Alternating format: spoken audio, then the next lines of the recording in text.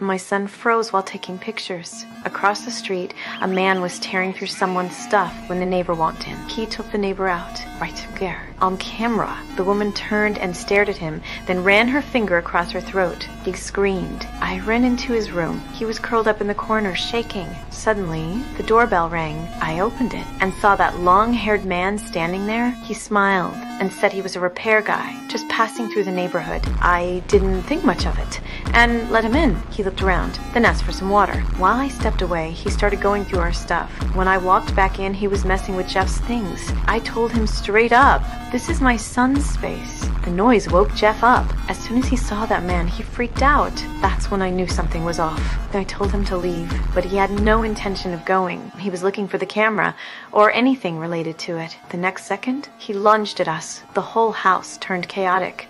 I grabbed a lamp and smashed it over him. Then I pulled Jeff into the next room and slammed the door. It was Jeff's safe room, stone reinforced. No way he could break in, but he kept pounding on it, screaming that if we didn't hand over the camera, we wouldn't make it out alive. I stayed calm, told him the camera was in a bag. He found it, but then came back, because just deleting the main file wasn't enough. He knew there had to be a backup. I told him to back up 10 feet, left Jeff inside the safe room, and walked him to the computer. Showed him the backups, and deleted them right there. I promised not to call the cops. He seemed to believe me. He was ready to leave.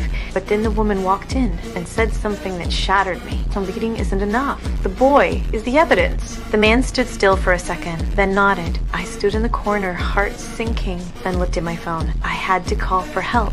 I dialed, didn't even finish the sentence before the woman tackled me. She snatched the phone and smashed it to pieces. I grabbed a metal pipe and hit her in the leg. She screamed. I didn't stop.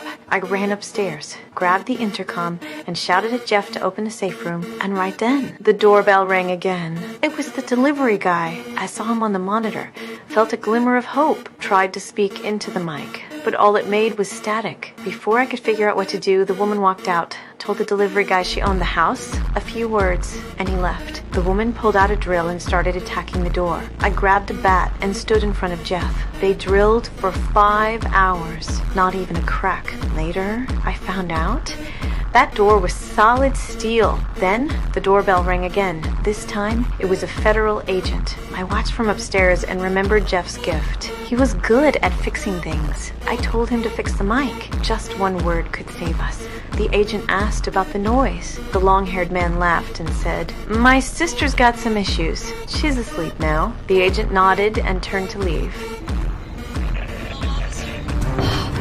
Officer, my name is